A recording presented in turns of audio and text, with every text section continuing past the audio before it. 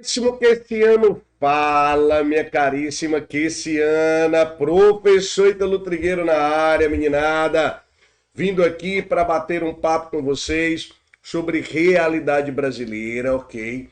Trazer alguns assuntos importantes, como, por exemplo, a reconstrução democrática do Brasil e a estabilização da economia, a tentativa de estabilização dessa economia, que se dá justamente ali entre o fim do regime civil-militar, 1985, e o período que é conhecido como Nova República. A gente já viu aí em alguns outros momentos as questões que envolveram o governo Sarney, né, momentos importantes, e daqui para frente a gente vai ver de governo Fernando Collor de Mello para frente, beleza? Através da resolução de questões de uma forma muito objetiva, de uma forma muito direta, mastigando os itens para você, fazendo com que você compreenda todo esse processo. Aqui eu trago para vocês, né, uma primeira questão, que é uma questão muito simples, beleza? Que 2467357 de 2024, beleza? Que diz assim: o movimento estudantil e de jovens da classe média, que em 1992 reivindicava o impeachment do então presidente Fernando Collor de Mello, ficou conhecido como, professor, direta já, errado, direta já, é o período ali da reabertura política, né? O período da fim da ditadura militar, emenda Dante de Oliveira e daí por diante. Beleza? Pastoral da Terra é um movimento camponês que luta em prol da reforma agrária, está associado à Igreja Católica, beleza? Jornadas de junho foram as manifestações da famosa Copa das Confederações que aconteceram no Brasil e antes da Copa do Mundo, né, brasileira, e o que responde à questão é o item B de bola. Movimento famoso, tá? Que eram os tais caras pintadas, que aí estão para você, né? É um movimento que está associado ao movimento estudantil, ok? Está associado ao movimento estudantil, né? Da década de 90. E tem como principal objetivo, sem dúvida nenhuma, né, o impedimento, a impugnação, o impeachment do presidente Fernando Collor de Mello, tá? O movimento baseou-se em várias denúncias, né, de corrupção, ok, que nós tínhamos, CPIs instaladas, né, e é claro, né, pesaram contra o presidente ainda as medidas econômicas que eram um pouco populares, com fisco ali de, de poupança, com fisco da grana toda, aquela coisa toda, e o nome, né, caras pintadas, é que refere-se à principal forma de expressão, que era pintar a bandeira, né, ou pintar com as cores da bandeira do Brasil em relação ao verde e amarelo, né, principais. E as origens desse movimento, na realidade, está associada à UNE, a União Nacional dos Estudantes, e a UBS, né? É UBS, que é a União Brasileira dos Estudantes Secundaristas, exatamente. E aí a gente teve, né, um protagonismo forte desse movimento, e esse protagonismo, né, não necessariamente foi um movimento único, tinham outros movimentos acontecendo no território brasileiro, mas esse movimento ele ganhou muito destaque, sem dúvida nenhuma, ele fez, né, com que a pressão popular levasse ali ao impeachment do ex-presidente Fernando Collor de Mello. Tudo bem? Importante que a gente lembre disso, né? O presidente tentou ainda, né, uma renúncia, aquela coisa toda, mas deu ruim para menino Collor de Mello, né? Ele tentava organizar ali passeatas, queria ser populista, aquela coisa toda, né? Todo mundo sai disso e aquela né? População toda nas ruas gritando fora Collor, ai, ai, ai, ai, ai, ai, ai, ai, ai, ai, ai, se empurrar o Collor cai, ai, né? Tinha toda essa história e o impeachment do presidente Fernando Collor de Mello, né? Aconteceu, posso estar enganado, mas acho que em agosto de 92. Logo em seguida, o vice-presidente em exercício, Itamar Franco, vai assumir esse mandato. Beleza? Tranquilidade, meninada? Questão simples, questão direta, objetiva, tá? A gente destacou aqui o movimento, mas sem dúvida nenhuma, questão simples de ser resolvida. E tem correto, tá lá para vocês. E tem B de bochecha, beleza? Próxima questão na tela, tá? Diz o seguinte, olha lá. Questão recente também, 2024. Beleza? Tá aqui para vocês.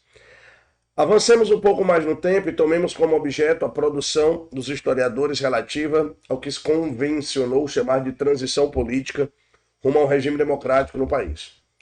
Como é de costume saber, há várias propostas que buscam situar o tempo nesse processo. Para alguns, a transição política deu-se na passagem da ditadura militar para um regime civil, ou seja, mais ou menos entre 74 e 85, quando José Sarney tomou posse. Para outros, estes mais preocupados com a institucionalidade e a clássica questão da legitimidade, já que o presidente José Sarney assume, né, meio que num acordão entre as classes políticas brasileiras, para não se gerar mais instabilidade, porque todo mundo lembra que o Tancredo morreu e o Sarney assume depois, não era para ele ter assumido, na realidade. Sugerem que a transição se completa com a promulgação da Constituição em 88 e a eleição pelo voto popular do presidente da República, no caso, Fernando Collor, beleza? Importante a gente lembrar dessa questão, importante a gente lembrar desse cenário brasileiro, cenário, né, de grande importância. O celular aqui está, né, perturbando o juiz. Trigueiro, vamos lá. Por fim, aos que colocam em xeque tanto o modus operandi da transição, como o processo de institucionalização democrática, considerando o regime civil, daí resultado de uma experiência política marcadamente conservadora e limitada, e, portanto, distante do que se poderia chamar de democracia, texto aí do professor Américo Freire, beleza?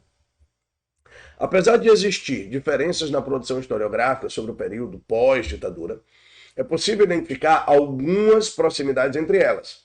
Para analisar o elemento comum dessa produção, a gente tem que considerar o que, gente?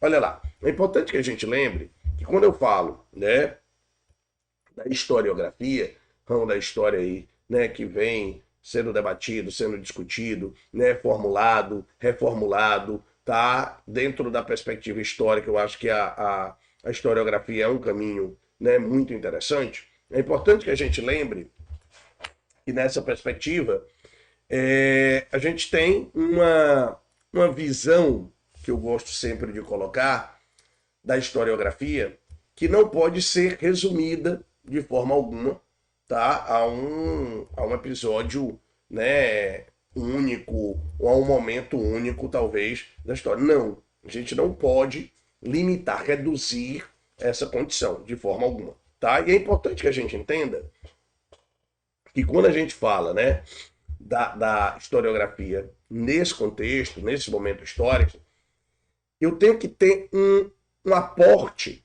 né, de teóricos ao longo da história.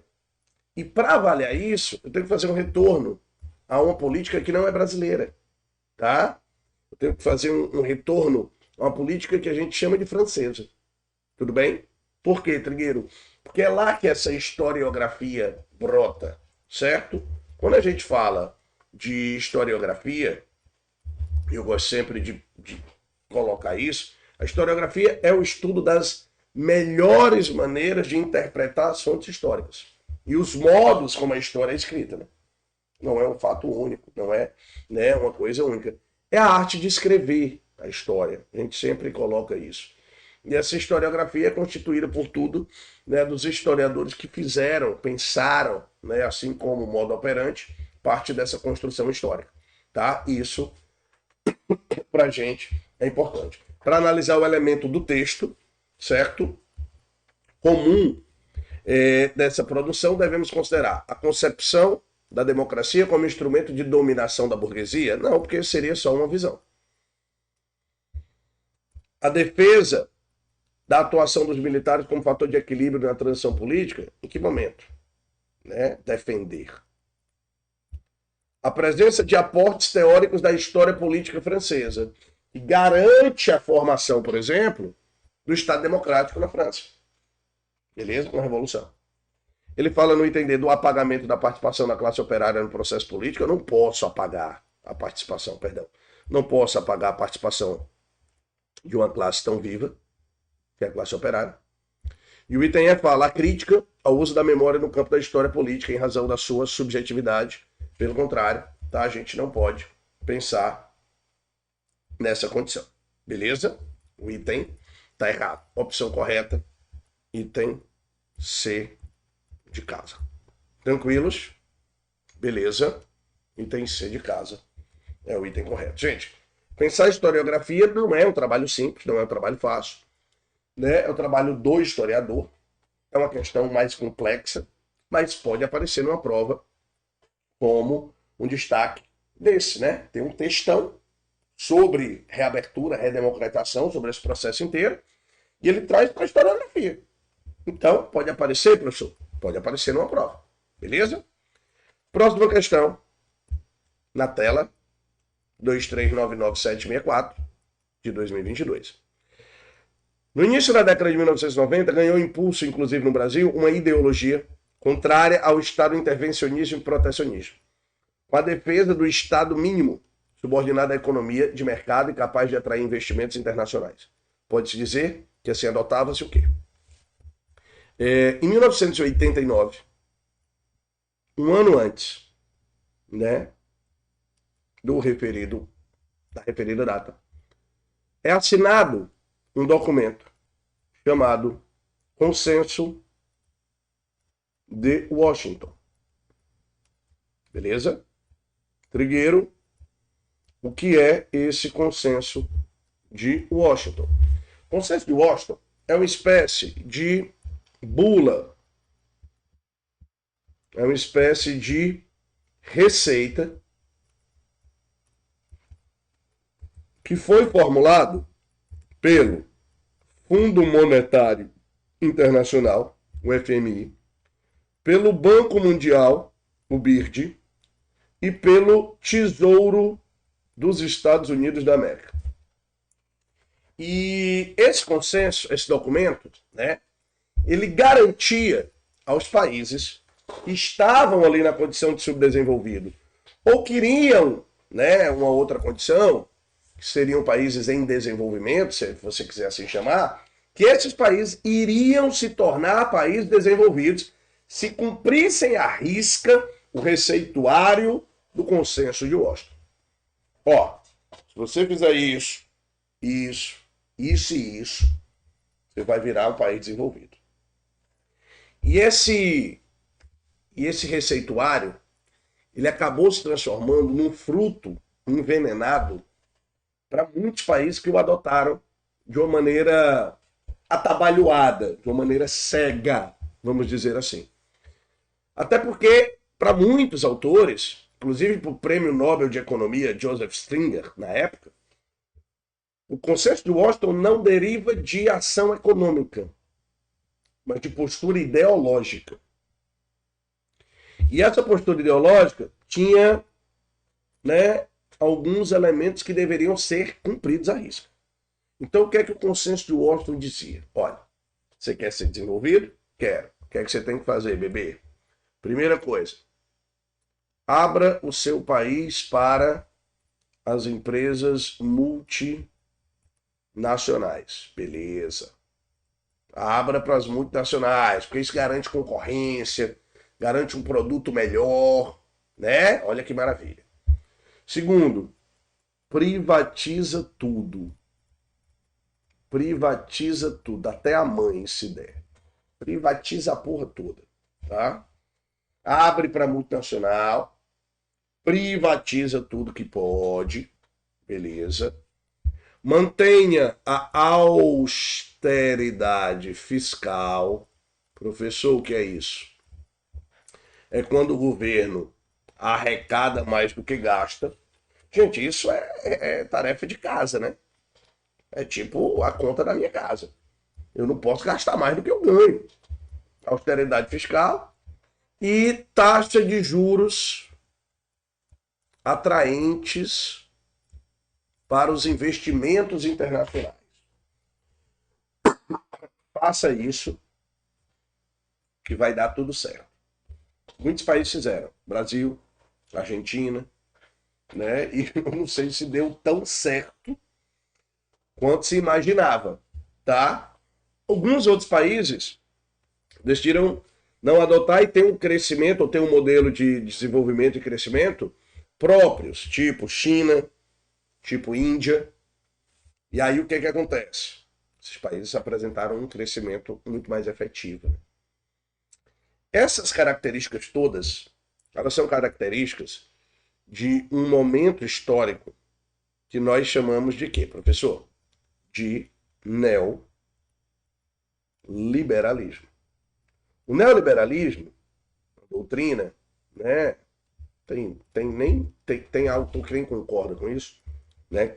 Até os liberais não concordam, alguns mais inteligentes, de que o neoliberalismo, né, é uma corrente que nasce ali no final dos anos 70, início dos anos 80, com Margaret Thatcher e Ronald Reagan e Augusto Pinochet, né? O Chile teria sido essa primeira experiência latino-americana de neoliberalismo. E ele vem pregar a participação mínima do Estado na economia. Ele vem pregar ali uma ausência do Estado na economia. E que o Estado deveria se dedicar só a alguns setores mais estratégicos. Então, eu posso dizer que a partir daquele momento, a partir da década de 90, o Brasil adotava o que nós chamamos de prática neoliberal. Beleza? Fernando Collor de Mello é o primeiro presidente, né, dessa linha, e em 1990 já ele adota uma postura que é o PND, o Plano Nacional de Desestatização, entenda como privatização de boa parte das empresas brasileiras. Isso foi reforçado, né, no governo Fernando Henrique Cardoso, e todos os governos, com uma ou outra diferença, todos os governos que se sucederam no Brasil, depois de Fernando Collor de Mello, Itamar, Fernando Henrique, Lula, Dilma, Temer, Bolsonaro, Lula de novo, todos são neoliberais, em alguma medida. Uns mais, outros menos, mas todos os governos são governos neoliberais, sem exceção. Tudo certo? Belezinha? Tranquilidade, meninada? Vamos para cá. Item correto da questão. Item C de certeza na aprovação de todos vocês. Beleza? E tem mais uma questãozinha aqui para a gente resolver. Essa é um modelo relativamente diferente de questão, mas que a gente tem sempre que estar fazendo questões de todos os tipos, tá? É uma questão com colunas para a gente marcar e associar a coluna 1 e 2, e logo em seguida para a gente fazer ali o bate-bola da comprovação, né? Então vamos aqui. Questão Q2286346 2023. Considerando o período de redemocratização brasileira, iniciado em 1985, relacione a coluna 1 à coluna 2, associando cada presidente aos fatos ocorridos em seu governo. Beleza? José Sarney fica no poder de 1985, perdão,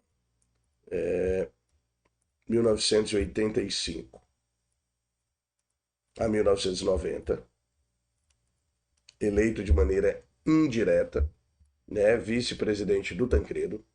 Fernando Collor de Mello, de 1990 90 até 92, quando sofre o impeachment.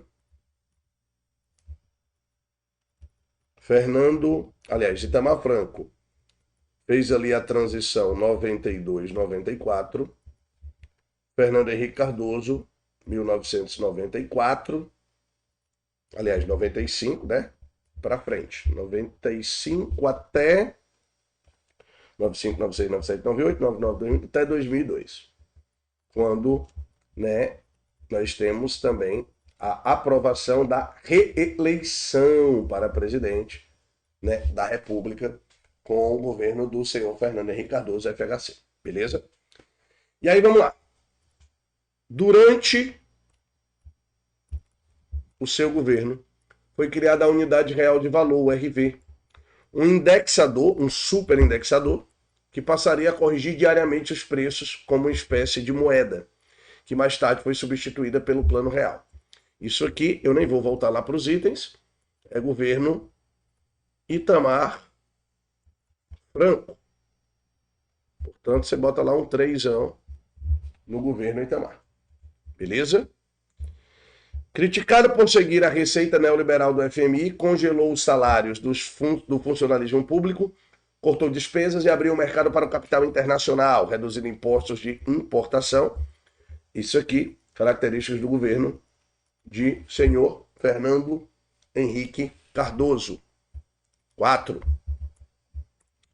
Logo após sua posse, lançou um pacote econômico que congelava os preços e salários, extinguia o cruzado, trazendo de volta o Cruzeiro, e realizou o bloqueio econômico de contas correntes, poupança por 18 meses. Gente boa, Fernando Collor. E aqui embaixo, quase um ano após sua posse, lançou um pacote econômico que determinava o congelamento de preços, substituição da moeda corrente no país, o Cruzeiro pelo cruzado, e o gatilho salarial que determinava que os salários seriam reajustados sempre que a inflação chegasse a 20% ao mês. José Sarney. Então a sequência fica 3, 4, 2, 1. 3, 4, 2, 1. Se você estivesse olhando, né, para os itens, você já ia compreender aqui, ó, que o item A e o item D seriam os únicos possíveis. Não é isso? E que, de fato, o item A é o item correto dessa questão. Beleza? Então, moçada, vamos aqui aprender a fazer questões. Quando eu digo aprender a fazer questões, não quer dizer, óbvio, você não consiga compreender a ideia geral da questão. Você consegue compreender tranquilamente. Só que treinar questões é importante. Tudo bem que o CNU ele tem uma estrutura de prova. E a gente entende essa estrutura já, né, pelo que a gente já viu desse primeiro exemplar, desse primeiro certame. É um estilo de questão muito objetiva, muito direta, textos às vezes um pouco longos, mas que dão o norte da questão. Aprender a fazer essas questões é importante. Questões, né, que são de uma outra perspectiva, como essa que eu acabei de fazer, com colunas, ou questões que a gente chama de estilo Sebrasp, CESP, né, certo ou errada, também são importantes, também são fundamentais. Então não negligencie a resolução ou o tipo de resolução de questão. Faça as questões. Porque aprendendo a resolver alguns tipos de questões, você consegue mapear as provas de uma maneira muito mais tranquila. Beleza? O que a gente está te fazendo aqui é só te colocando no caminho certo. Você já estuda, você já tem conteúdo na ponta da língua. Às vezes o que falta é o que o QC está fazendo no mercado. Direcionamento. É isso. É direcionamento. Fora, é claro, né, a equipe maravilhosa de professores, fora o banco de questão que é usado por todos os outros concurseiros do país e a qualidade, né, do que concursos. Beleza, galera? Tranquilidade, meninada? Gente, um beijo grande, forte abraço, fica na fila da aprovação, porque concurso é fila. Quanto mais demora, mais perto de chegar. Valeu, meninada. Beijo grande. Forte abraço. Até o próximo encontro. Tchau, tchau. Até mais.